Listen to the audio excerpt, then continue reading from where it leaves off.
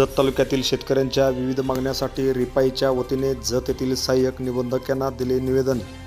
जत तालुका रिपाईच्या वतीने सांगली जिल्ह्याचे नेते माननीय संजय कांबळे व रिपाईचे जिल्हा उपाध्यक्ष माननीय विकास साबळे यांच्या नेतृत्वाखाली रिपाईचे जत विधानसभा प्रमुख माननीय महादेव उजगोंड व जिल्हा उपाध्यक्ष माननीय विकास साबळे यांनी यावेळी निवेदन दिले। पाहूया ते काय म्हणाले।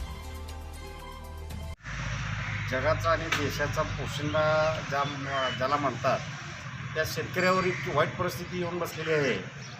प्यायला पाणी नाही, शेतीला पाणी नाही, जमिनीला पाणी नाही, जनावराला पाणी नाही, इतकी वाईट परिस्थिती जत तालुक्याची झालेली असताना गेले वर्षभर पाऊस पडलेला नाही आणि प्यायच्या पाण्याची, जनावरांच्या पिण्याच्या पाण्याची पंचायत झालेली असताना शासन मात्र दुष्काळ जाहीर करते सदन भागात आणि एखादा सर्कल फक्त दुष्काळ जाहीर करते आणि बाकीच्या ठिकाणी दुष्काळ जाहीर करत नाही।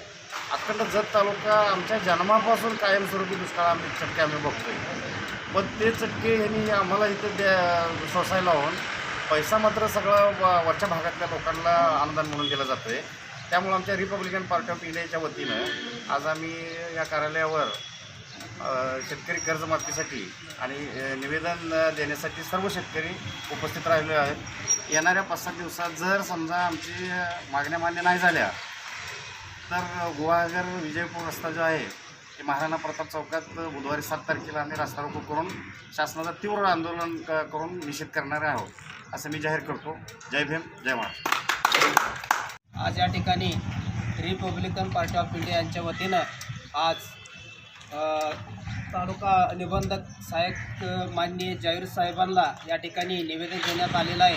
संपूर्ण जत तालुक्यातील कर्जमाफी माफ व्हावा आणि हा दुष्काळ तालुका आहे आणि ह्या दुष्काळ मुक्त करण्यासाठी शासनाने विविध योजना राबवावा आणि या शेतकऱ्यांचं अडीअडचण जो कर्जमाफी आहे कर्जमाफी लवकरात लवकर माफ करून येत्या 7 तारखेपर्यंत कर्ज माफ व्हावा ही आमची जाहीर भूमिका आठवले गटाच्या तर्फे आहे।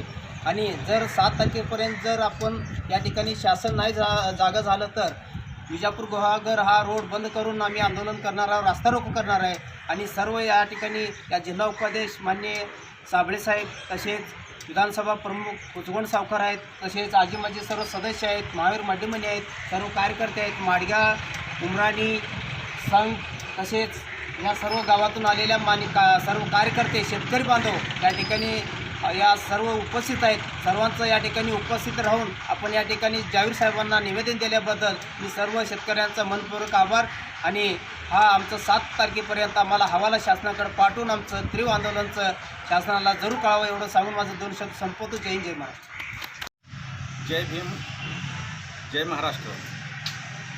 आज आम्ही सहाय्यक निबंधक जत कार्यालयामध्ये शेतकऱ्यांच्या कर्जमाफीसाठी निवेदन सादर केलेलं आहे। निवेदन सादर करण्याच्या पाठीमागटला आमचा हेतू असा आहे की गेली अनेक वर्षापासून हा तालुका दुष्काळग्रस्त तालुका, पाणी टंचाईचा तालुका, तर एकीकडं गारपीट, अवकाळी पाऊस, नैसर्गिक वातावरण योग्य नसल्यानं ह्या तालुक्यातील शेतकरी जी बँकेची कर्ज काढलेलं आहेत तर ही कर्ज तो परतफेड करू शकत नाही। एकीकडं प्रत्येक गावाला पाणी नाही आणि पाणी नसल्यामुळं ह्या शेतकऱ्याला शेती करणं कठीण झालेलं आहे। तर आज ह्याच्यातून राज्य सरकार आणि केंद्र सरकारनं मार्ग काढण्यासाठी आम्ही आज हे निवेदन कर्ज माफी पूर्ण करावी, मग ती सोसायटीची असू द्या किंवा राष्ट्रीयकृत बँकेची असू द्या, तर ही कर्ज शेतकऱ्यांची पूर्ण माफ झाली पाहिजे।